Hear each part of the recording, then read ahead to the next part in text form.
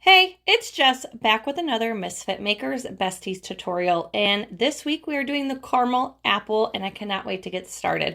Make sure you hit that like and subscribe button. We upload twice a week, and that's the way to get notified. Also, check out our free Facebook group, Misfit Makers, and if you want to take your business to the next level, check out our mentorship group, Misfit Makers Besties. All right, guys, so today I'm starting out with my wine tumbler from Tipsy Magnolia. All the supplies that we'll be using today, I will link down below in the description box, along with any discount codes that we may have. I'm going in with my Pop of Color Shock Paint, and I'm using the color Red to create a nice base coat on our tumbler. After that is done, we want to make sure that we dry our base coat really good before going in with our adhesive. Today, the adhesive that I'll be using is UV resin from the Glitter Guy. Now, if you've never used UV resin as your adhesive, it's very similar to the epoxy method. A little bit goes a long way. I would say about a dime size to nickel size is plenty. If you're having a hard time moving that UV resin or your epoxy around, try warming up your cup in front of your heater a little bit to get more movement. After you have a nice even coat of UV around your tumbler, we are ready to glitter. The glitter color that I'm using today is Snookie from Peachy Olive. It's one of my favorite reds. I use it all the time around Christmas time because it's a very true red. After we have a nice even coat of glitter all the way around, we want to stick this underneath our UV lamp to cure. My UV lamp you can find on my Amazon supply shop.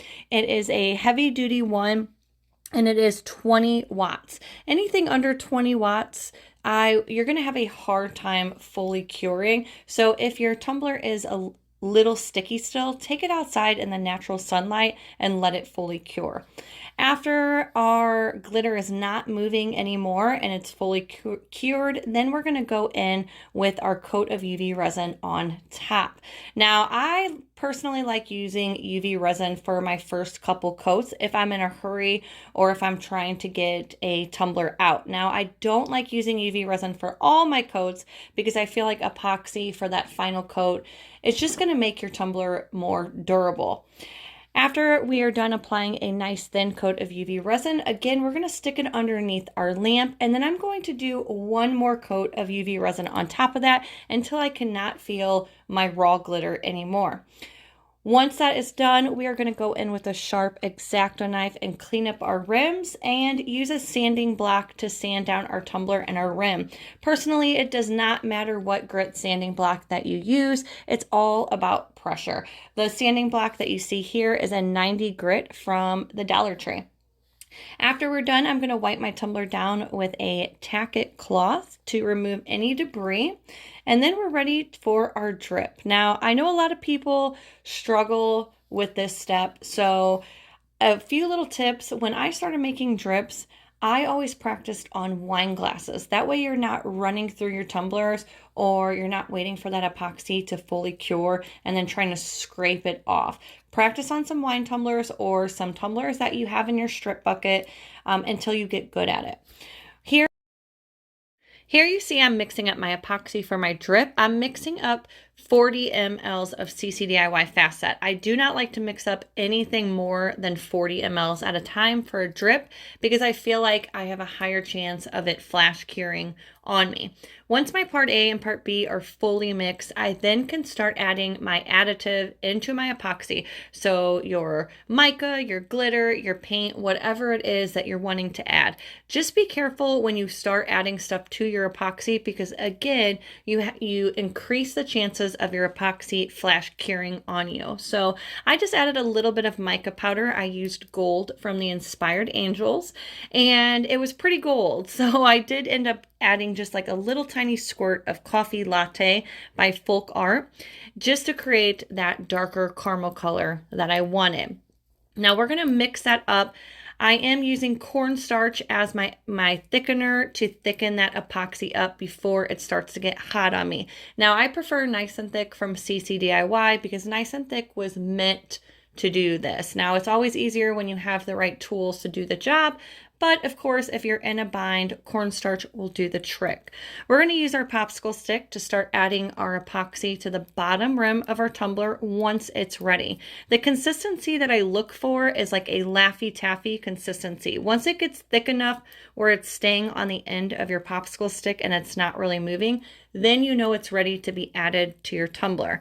If it's still pretty runny, then that means it's going to run down your tumbler pretty fast. And unless that's the look that you're going for, then you need to keep mixing and just wait a little longer. Now, I constantly mix my drips. I do not step away from my drips. I constantly am moving that epoxy around because, again, I feel like if you let it sit, it's a higher chance that that epoxy is going to flash cure on you and you're not going to be able to use it. Again, keep practicing, and if epoxy drips just aren't for you, there's lots of alternatives. You can use a hot glue gun and then paint your drips. A lot of people like the puffy paint drips, so find what's easiest for you. I'm going to bang my PVC pipe on my table a little bit to kind of get some movement of these strips and use my heat gun to help move that epoxy down my tumbler, and it's also popping any bubbles that I may have. Once I'm happy with my drip, I'm going to stick it on my turner and just let it turn. Here I have some chopped nuts from CCDIY, and I thought this would be a really cute element to add to our tumbler. I'm just going to stick some in my hand and kind of roll my tumbler in my hand, and it's going to stick to that epoxy. I probably waited about 15 minutes because I didn't want to pull up that epoxy or mess with it, but I still wanted it a little tacky. If you accidentally wait too long, just do a thin coat of UV resin on your drip and then stick all those nuts or those pieces on and then cure it that way. If you do end up adding the nuts, then make sure that you're adding a layer of UV resin or epoxy on top to secure those nuts in place. Secure those nuts. Okay, I'm done. If you don't laugh at yourself, then what are you doing, okay? Everybody needs to laugh at themselves. So I made this cute little caramel apple for my girl Whitney, one of our besties. I hope you love it. I printed out her name in black 651 vinyl, and then I did an offset in my gold textured vinyl, both from Vinyl Fun.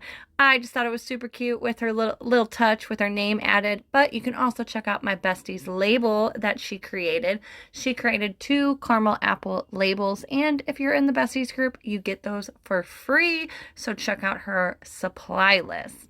After we have her name added, again, I'm going to go in with a coat of UV resin, not only on the name, but just to secure those nuts in place before we go in with our coat of epoxy. If I were just to go in with my coat of epoxy right now, some of those nuts would move out of place, and I don't want that, right? So I'm just going to do a very thin coat of UV resin, cure that underneath my light, and then for my final coat, we're going to go in with our medium viscosity from CCDIY. I'm going to let that turn for about 8 to 10 hours until she's fully cured. Yes, after 1 coat of epoxy, you can still feel the nuts a little bit. I still wanted to be able to feel the texture of the drip and the nuts. I didn't want them fully covered. So if you don't want any kind of texture, then I would recommend going in with a coat of facet, since that epoxy is a little thicker, to smooth out that drip and those nuts, if that makes sense. Hopefully that makes sense. But voila, look how stinking cute she is. So cute. I think the drip and the nuts look so realistic. Love it. Whitney doll, I hope you love this, and thank you to all of our besties. Your support means so much to us. We'll see you next week.